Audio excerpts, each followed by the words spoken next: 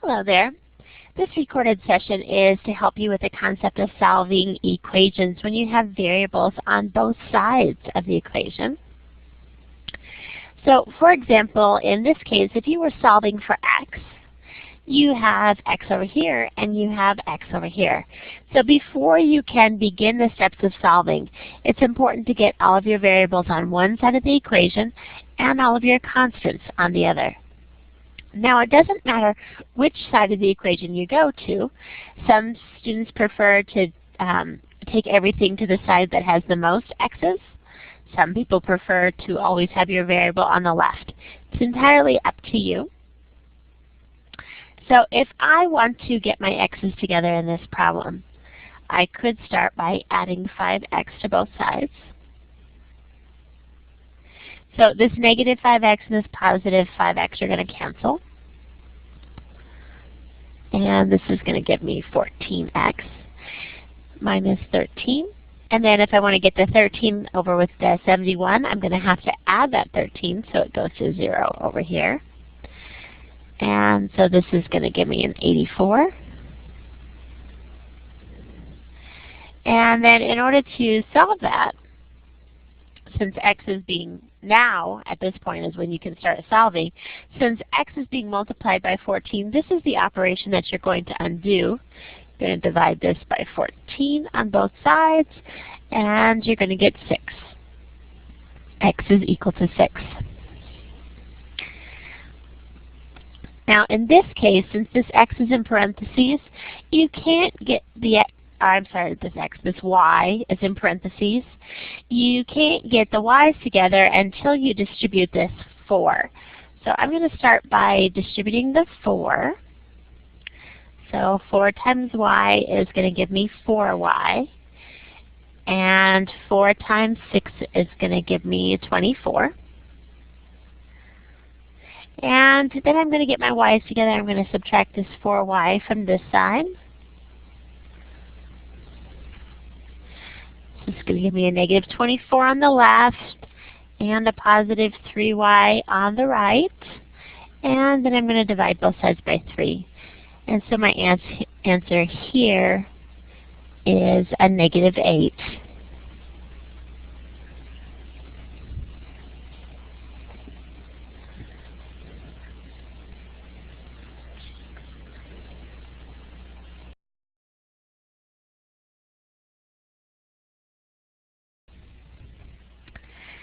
Okay, now in this problem, remember this is going to work just like a similar problem in that last recording. You're going to assume that there are parentheses here. So in order to get this y kind of out of parentheses, you're going to have to start by multiplying both sides here by 5. So this is going to get rid of this. So you're going to have y plus 3 equals 10y. And then you can get your y's together.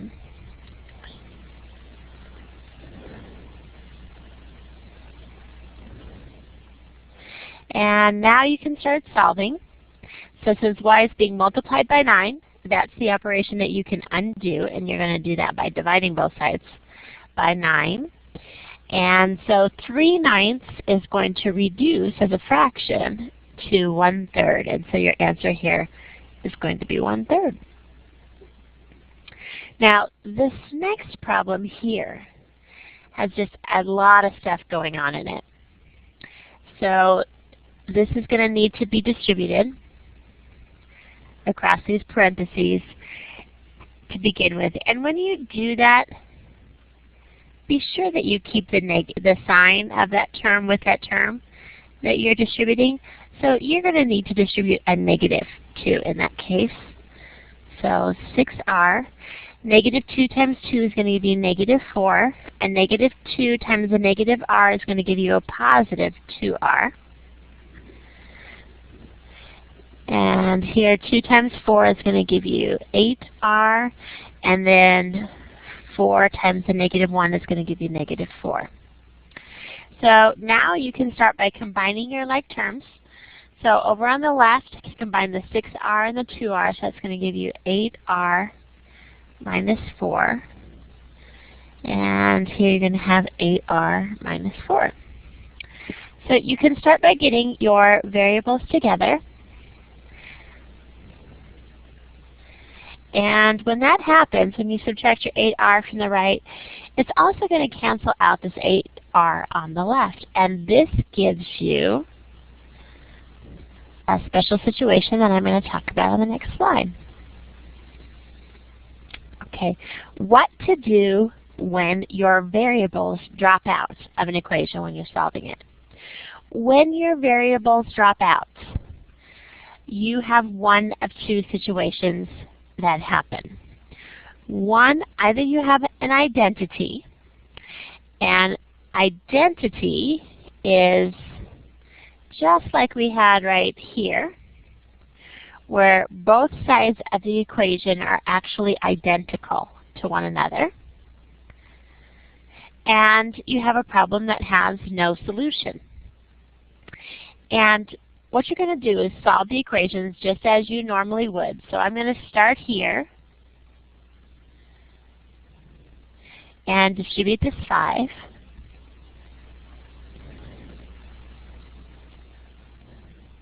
So now I can see that those two sides of the equation are identical to one another. And so when you go to solve, this variable drops out of both sides. And what you have left with here is negative 10 equal to negative 10. And when your variables drop out, you need to decide if this statement right here is true or false. Now, since negative 10 is equal to negative 10, this is a true statement. And so this becomes an identity. And that means that no matter what number you put in for x, that will always be a true equation. And so your x is going to equal all real numbers. And is the case with most mathematicians, I can say that, as is the case with most mathematicians, if there's a phrase that they're going to use frequently, such as all real numbers, they will create a symbol or an abbreviation for that. And so in this case, the abbreviation for all real numbers is a capital R with 2 downstrokes.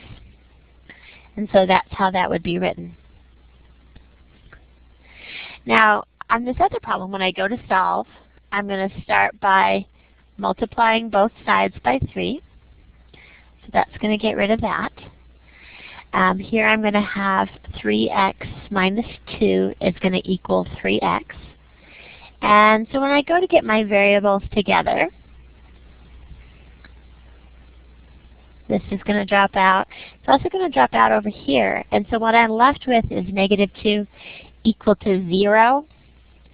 Now this negative 2 is not equal to 0. So this is false. And so what you have here is no solution. It doesn't matter what the value of x is, that will never make those two sides equal to one another.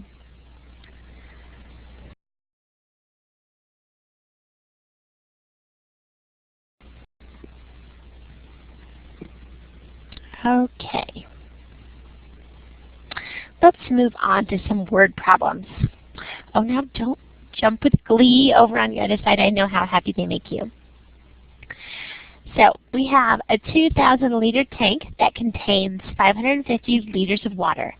Now it is being filled with water at the rate of 75 liters per minute from a full 1,600-liter tank. How long will it be before the two tanks have the same amount of water? Now I don't know about you, but this problem seems to be a little bit convoluted. So I'm going to draw myself a diagram and see if I can't maybe make some sense of it. So I know I have these two tanks. So I have, here's a tank, and it holds 2,000 liters.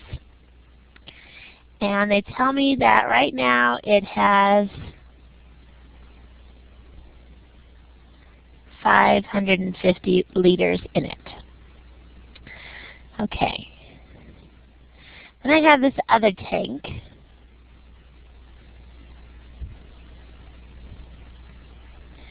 It's a little bit smaller. It holds 1,600 liters, and it's full all the way up here. And they tell me that water is coming from the full one over here. Water is being poured in there at the rate of 75 liters a minute. Okay, and they want to know how long it will be before the two tanks have the same amount of water. Okay, so we want to know when they're equal. And so this tank over here starts with 550 and has 75 added to it every minute.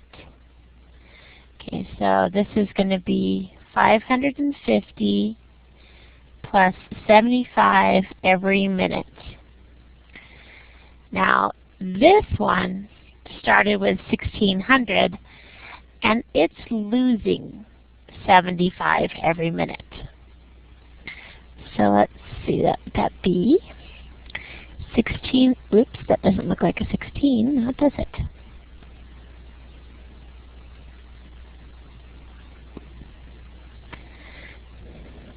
$1,600 minus 75 every minute. Okay, so there's my original equation. So the diagram kind of helped me figure out what my two sides of the equation were going to be. And now I need to solve that. And I have m, which is my variable, on both sides. I'm looking for a number of minutes. Okay. So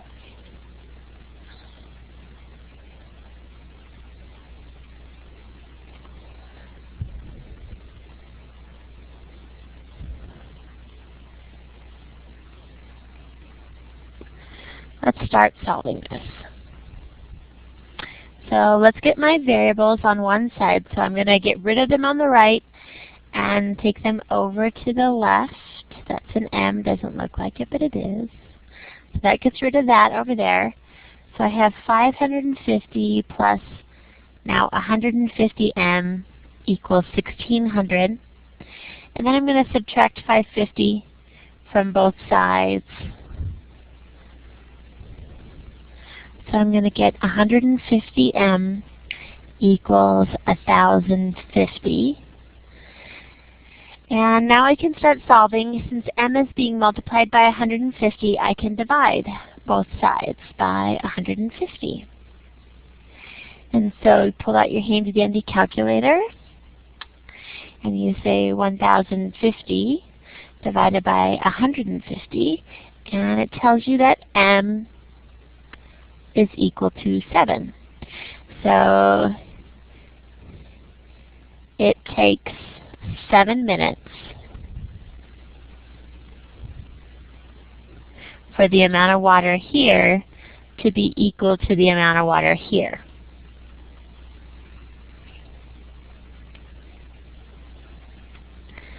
Okay? So I hope this one is helpful. One of the reasons why I chose this one is because I don't think that the setup of this particular problem would have been obvious from reading the problem. And I wanted to show you how you can use a diagram to kind of clarify that thought process for you. Now, this problem is a lot more straightforward. The greater of two consecutive integers is 15 more than twice the smaller. Okay, so we're talking about two consecutive integers. So here's 1, and the next one is n plus 1. So the greater of those two is n plus 1. So the greater of the two consecutive integers is, there's my equal sign, 15 more than twice the smaller. So here's twice the smaller and 15 more than that. So you need to get your variables together on one side.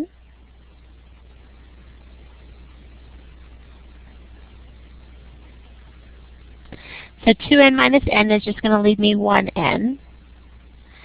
And then I need to get my constants together on the other side, so I'm going to subtract 15. So I'm going to get negative 14 equals n. Okay, so my numbers are negative 14 and negative 13. And so let's check and see if this works. Okay, the greater of these two, negative 13, is this equal to twice the smaller and 15 more than that? So negative 13, is this equal to 2 times negative 14? This gives me a negative 28 plus 15. And yep, that gives me a negative 13. So this is going to work. And there are my two consecutive integers. Okay. I hope that this session has been helpful for you. When you have variables on both sides of the equation, you need to get your variables on one side of the equation, constants on the other, and then you can start solving. Now, it is a large, very powerful temptation for students to just want to move things from one side to the other. But you cannot do that without changing signs. You notice that this was a positive n here, and when I brought it over to the other side, I had to subtract it. And so I have students that think about moving things on the two sides of the equation, but you have to be very careful if you're thinking about it that way. I would have students that would say you can't cross the equal sign unless you trip and flip signs. You can't cross the equal sign unless you trip and flip signs. So I would prefer if you were subtracting and adding as you worked your way down, but if you feel you must move from one side to the other, be sure that you are changing the signs. So I hope that's been helpful. You have a great day, and let me know if you have any questions.